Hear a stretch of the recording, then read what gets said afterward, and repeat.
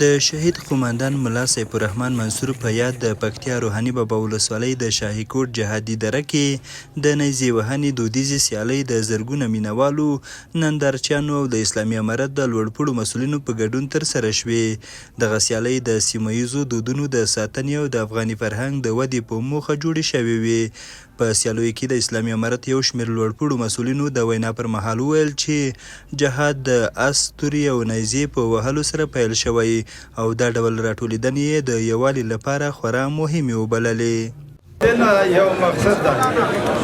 مقصد د موږ دا ده چې دا څومره 50 کاله یا 50 کاله تېر شوي دي، دا د جهاد د سوانح دپاره چې جهاد شروع شوی و، په څه شي باندې شروع شوی و او آخر غیا آخر مقصد د مسلمانانو څه شی و.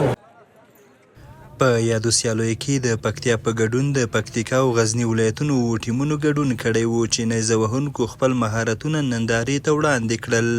ګډونوالو دودیزو لوبو ترسره کېدل د افغاني فرهنګ ارزښتونو د ژوندي ساتلو لپاره مهم وبلل. نن دا غونډه جوړه شوې ده چې دلته تقریبا 100 اسان را رسېدلي دي د ولایت غزني څخه او د ولایت پکتیا د سروزي ولسوالۍ څخه او د زرمت د کلالګل سیمې څخه او دغسې د ساکو له طرفه چا دغسې د مموزو له طرفه تقریبا 100 اسان دلته وجود لري. دا کومه زباسي سیمه مخ باندې ورو دا استاد پاتې او چې موږ هم د دې ساکو نقش قدم د پیغه باندې روان یو. ورته مهال نیزه بازان خوښ دي چې ورته د سیالیو زمینه برابره شوي، خو غوښتنه کوي چې د دودیزو ورزشونو د پراختیا او ملاتړ لپاره د لا زیاتې اسانتیاوې برابرې شي. د لوی اختر په مناسبت باندې موږ ته د مسؤلینو داسې یو شانداره لوبه جوړه کړې ده، دې لپاره چې موږ د تاسونه وزغلو او دا دودیزه لوبه چې موږ د لاجداو څخه راپاتې ده دلته بیا ژوندۍ شي په دې نو غوښتنه مو همدغه دی له چارواکو نه چې دلته باید دغه لوبې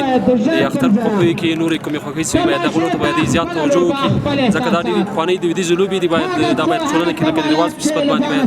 نورې پسې ډېرې سي او موږ دغه هیله ده دولت ته باید دا وخت باید د اختر کومې ورځې چې وي یا نورې کومې د خوښۍ ورځې وي باید دا نورې زیاتې سي. نیزه وهنه د افغانستان له لرغونو دودیزو ورزشونو څخه شمیرل کیږي چې په ځانګړې توګه د هیواد په ډیری ولایتونو کې ګڼ مینوال لري. د دغو سیالیو ترسره کیدل نه یوازې د ورزشي استعدادونو د ودې لامل کیږي بلکې د هیواد د فرهنګي میراث په ساتنه او پیژندنه کې هم مهم رول لوبوي. حیران احمدزی، امید رادیو، پکتیا.